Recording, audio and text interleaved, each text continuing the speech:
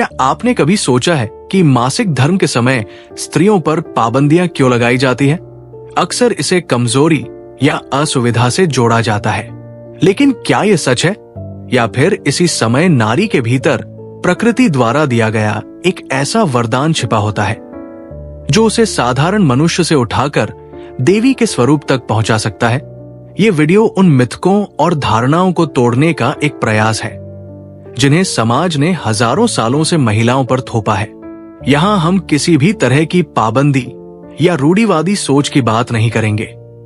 हम बात करेंगे विज्ञान और प्राचीन ज्ञान के उस अद्भुत संगम की, जो मासिक धर्म को एक कमजोरी नहीं बल्कि नारी की सबसे बड़ी आध्यात्मिक और रचनात्मक शक्ति मानता है।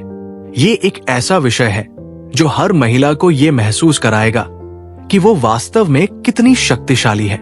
तो चलिए आज की इस गहन यात्रा की शुरुआत करते हैं। आज के समय में मासिक धर्म को अक्सर एक शारीरिक प्रक्रिया माना जाता है जिसमें दर्द, थकान और चिड़चिड़ापन होता है। इसे असुविधा और कमजोरी से जोड़ा जाता है, जिससे महिलाएं खुद को अलग थलग और असहज महसूस करती है।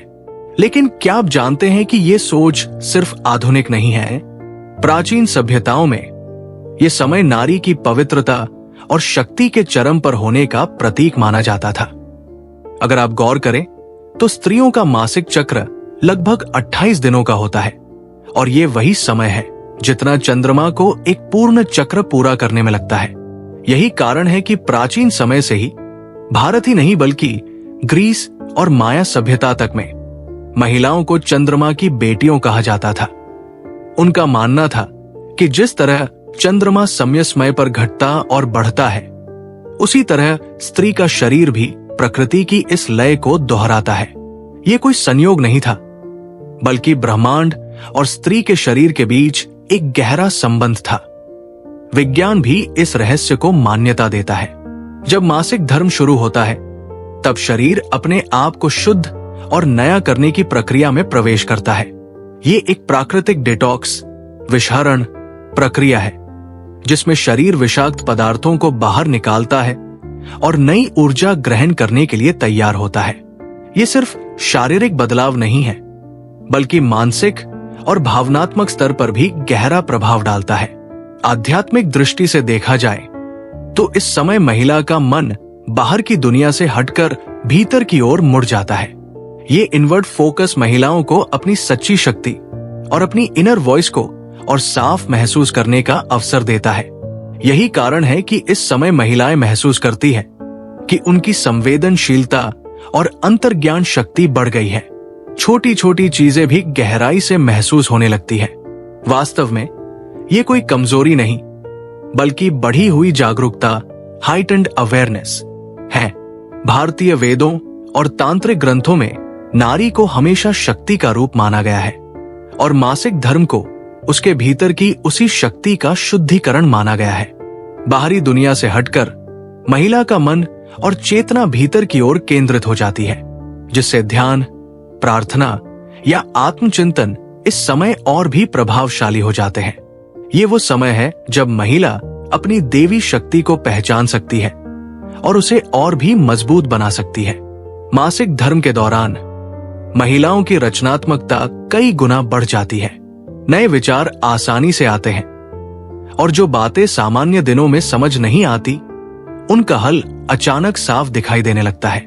कई वैज्ञानिक अध्ययन ये मानते हैं कि इस समय महिलाओं का दिमाग अलग तरह से काम करता है। उनकी इंट्यूशन यानी भीतर की समझ तेज हो जाती है। यही वजह है कि सही निर्णय लेने की क्षमता भी मजबूत हो जाती है। अगर महिला इस समय अपने भीतर की आवाज को सुनना सीखे तो वो अपनी जिंदगी के लिए बहुत ही सशक्त और सकारात्मक फैसले ले सकती है। ये समय किसी बोझ की तरह नहीं बल्कि एक प्राकृतिक रीसेट बटन की तरह है, शरीर, मन और आत्मा तीनों के लिए। प्राचीन समय में इस रहस्य को समझा जाता था।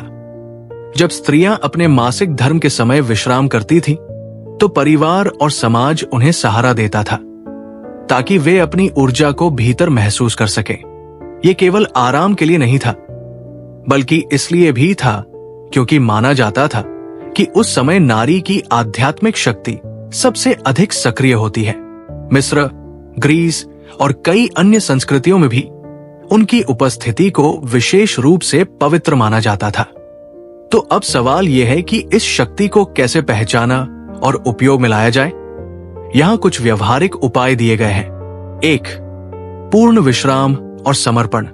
सबसे पहले अपने शरीर को आराम दे। इसे कमजोरी न माने, बल्कि प्रकृति के इस चक्र को समर्पण का एक अवसर समझे। शरीर खुद को नया कर रहा है तो उसे पूरी तरह से सहयोग दे।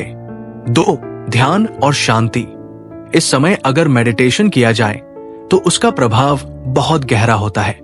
मन स्वाभाविक रूप से भीतर की ओर केंद्रित होता है। कुछ देर शांति में बैठना भी आत्मा को नई शक्ति दे सकता है। 3. जर्नलिंग। विचारों को लिखना। अपने विचारों को कागज पर लिखना इस समय बहुत लाभकारी होता है। ये मन को हल्का करता है और भविष्य के लिए स्पष्टता देता है। 4. सकारात्मक निर्णय। ये समय आपकी इंट्यूशन को तेज करता है। इस दौरान आप अपनी जिंदगी के लिए महत्वपूर्ण और सही निर्णय ले सकते हैं। अपनी भीतर की आवाज को सुने और उस पर विश्वास करें। याद रखिए, ये समय कमजोरी का नहीं, बल्कि अपनी असली पहचान और शक्ति को अपनाने का है। ये आपको नई ऊर्जा, नया दृष्टिकोण और अपनी वास्तविक शक्ति को पहचानने का अवसर देता है। मासिक धर्म को केवल एक शारीरिक प्रक्रिया मत समझिए, ये आत्मा का भी चक्र है। एक ऐसा पल जब नारी अपनी शक्ति के सबसे करीब होती है। ये कोई कमजोरी नहीं, बल्कि प्रकृति द्वारा दी गई एक अनोखी शक्ति है। ये वही समय है जब हर महिला अपने भीतर की देवी शक्ति को सबसे गहराई से महसूस कर सकती है। ये एक ऐसा पल है जब शरीर खुद को नया करता है, मन भीतर की ओर मुड़ता है और आत्मा अपनी असली ताकत से जुड़ती है। इसलिए अगली बार जब भी मासिक धर्म का समय आए तो इसे कमजोरी या रुकावट मत मानिए। इसे एक अवसर समझिए, अपने भीतर की ऊर्जा को पहचानने का, अपनी रचनात्मकता को बढ़ाने का और अपनी आत्मिक शक्ति को जागृत करने का। अगर आपको ये जानकारी उपयोगी लगी हो तो इसे अपनी बहनों, दोस्तों और परिवार के साथ जरूर साझा कीजिए, ताकि हर महिला ये समझ सके कि वो कितनी अद्भुत और शक्तिशाली है। दोस्तों, अगर ये वीडियो आपको उपयोगी लगी हो तो इसे अपने मित्रों और परिवार तक जरूर पहुंचाइए। वीडियो को लाइक करें, शेयर करें और अगर आप हमारे चैनल पर नए हैं तो सब्सक्राइब करना न भूलें। आपका सहयोग ही हमारी प्रेरणा है। धन्यवाद।